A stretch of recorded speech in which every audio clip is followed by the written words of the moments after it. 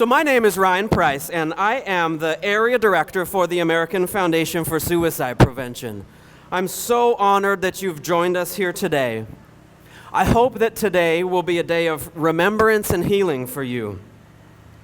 Today is a day to reflect, to remember those we've lost, and to raise funds and awareness for suicide prevention. I honor all of you for the courage it's taken you to be here today.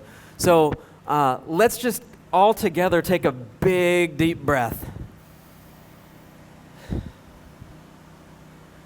We're here to bring suicide out of the darkness and to create a culture that's smart about mental health.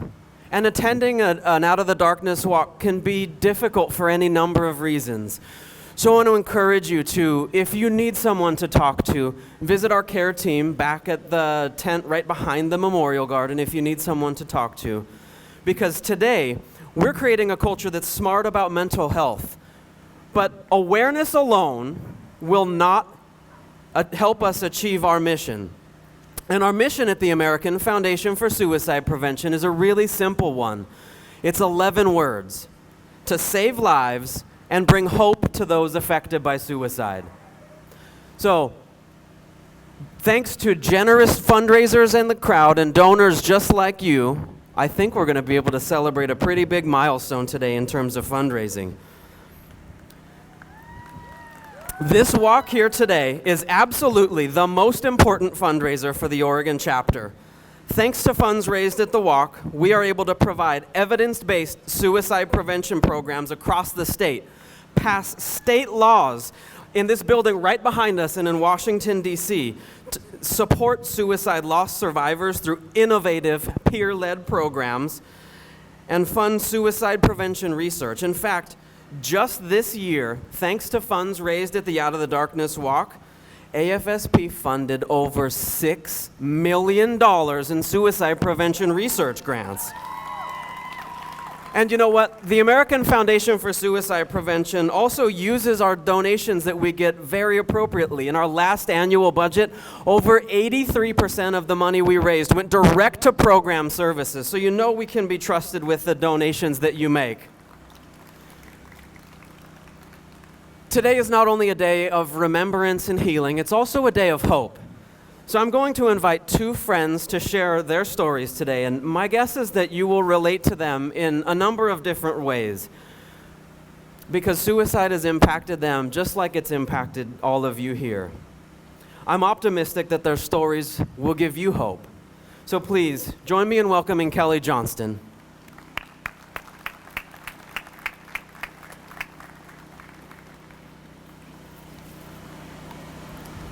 Hello everyone, I'm Kelly Johnston. I'm 12 years old, and about 4 years ago, I lost my dad to suicide. When I turned 10, I made my first speech at the Out of the Darkness walk in Portland. I've spoken at 2 other survivor walks, and I've spoken to students at Lewis and Clark College. I've also been interviewed by Pew Trust for an article on suicide. When I lost my dad, I was still going to school. It was my 4th grade year. When I first found out that my dad had taken his own life, I never told anyone until my 5th grade year. Now I'm in 7th grade, and as I've grieved and accepted my dad's suicide, I've had to deal with the stigma of suicide that still sticks in society. I've had many people say that I make these speeches or even talk about losing my dad for attention. But believe it or not, I make these speeches to spread the word about suicide and the outcome, to let everyone know, especially those who are struggling with mental health, so that they are not alone, and that someone cares. I never thought it would hurt to lose someone more. My dad's suicide left me guilty and angry because I didn't see the signs. If anyone here today is thinking about ending their lives, the people in your life care. It may seem like they don't, but they will always leave your loved ones with a hole in their heart. There are resources to help you. I encourage anyone who may be personally struggling or dealing with losing someone to suicide to start counseling if they haven't already. If it wasn't for counseling, I do not believe I would be where I am today. You can believe you weren't affected, and you can say you are okay, but it is okay to not be okay. We all go through different grief journeys, but you shouldn't have to go through it alone. My dad and I had a rocky relationship. He was loud, but deep down, he was a kind, creative, smart, and strong person. In his final months, he always told my brother and I that he was fighting the fight, how he felt alone and how he was still struggling with my parents' divorce. He was always denied that he needed help, which is why I want you all to know that mental health is a battle worth fighting. I want you all to know that you can talk to myself, the wonderful volunteers, or someone who is standing right beside you. You choose, but today I urge you all to connect with one another, share stories, and help each other through different phases of grief. Thank you everyone for coming out, and have a great day. Thank you so much, Kelly. I think that when Kelly first spoke at one of our walks, she was about 2 feet shorter. Is that right? It takes a lot of courage to come up here and share in front of so many people here. And so now I'd like you to join me in welcoming Jamie Ferguson, who for the first time is sharing her story publicly.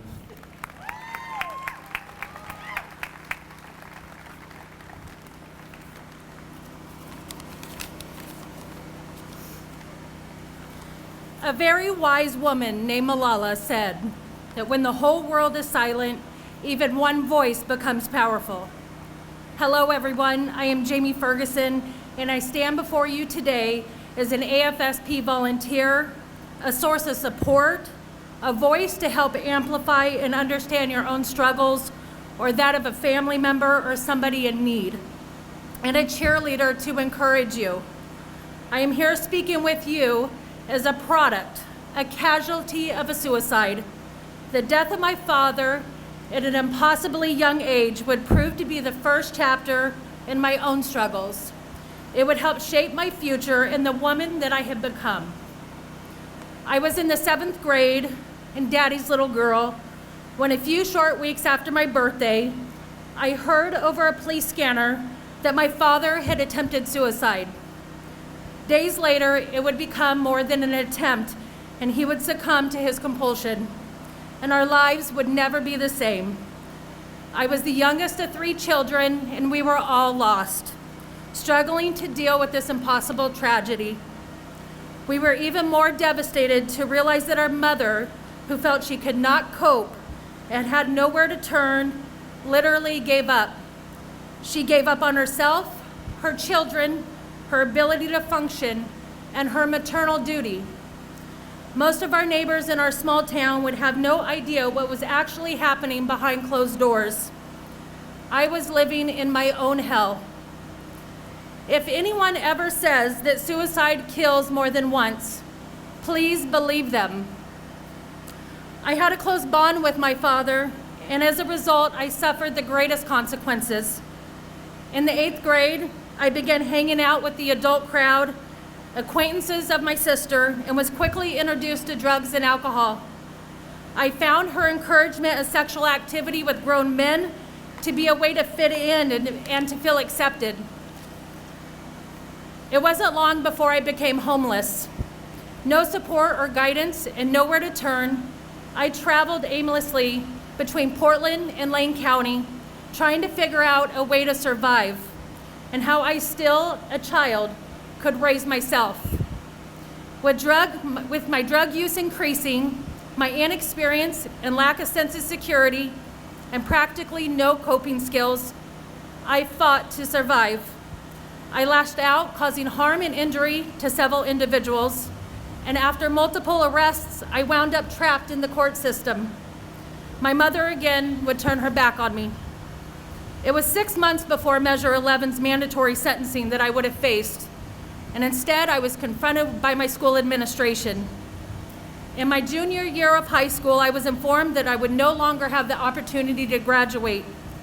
I had failed to achieve the credits needed, and they did not feel that I had the ability to recover my standing in school. I was lost, and I was painfully aware that a decision had to be made. Would I continue the path that was laid for me? Would I become the person that my mother said I would be? A nothing, a failure, a lowlife. I once heard an expression that we either make ourselves miserable or we make ourselves strong. The amount of work is the same. I was sick of being miserable. I needed a hand and someone to pull me out of the mess. Fortunately, by the grace of fate and circumstance, I was able to stay with a friend and her family as I worked to get off drugs and reclaim my life. With the assistance and generosity of community members, I met the requirements set for me by my probation officer. And with the support of one special math teacher, I was encouraged to realize that I was worth something, even when most thought that I wasn't. With hard work and determination, I excelled and surprised everybody, most of all, myself. I not only graduated with my class, I received numerous academic scholarships that allowed me to continue my studies. In my freshman year of college, I was enrolled in the night class for criminal justice. You can imagine the shock when I walked into class and saw that my professor was my probation officer. He later went on to become a deputy district attorney. And at the end of the first week, when we finished up class, I heard Miss Hammond, "Can you please stay behind?" We're all familiar with that sinking feeling in the pit of our stomach, and well, it was there. I had no clue what to think, but let's be honest, our time wasn't always pleasant together. But this encounter proved to be different. He knew exactly who I was, and he was truly sincere in expressing how proud he was of me. It was then I realized that I knew I did it. I was inspired. I felt optimistic, and I knew I was paving a path for me to become more. It was a life-changing moment to get that acknowledgement, to recognize my own potential and to find strength, knowing I was so much more than my circumstance. Years later, I started working in the prison system, got involved with community partners, and never forgot that we all deserve a second chance. I am living proof that where there is life, there is hope. I have no other family but my 2 children, and today I can honestly say that I am a proud, successful single parent who is fearless in the pursuit of fulfillment, truth, and the support of each and every one of you. Without a doubt, I know my Father would be proud of me. May we continue, and may our struggles only be a chapter of our great story. We have the ability to become our own heroes. Let's continue to fight to live in a world where suicide is eliminated. I stand beside you and thank each and every one of you for your strength and courage. May my story inspire you to be more, to feel more, and to find more inner strength. And may we all continue to believe in good. And remember, when it is darkest, we have the ability to see the stars. Thank you.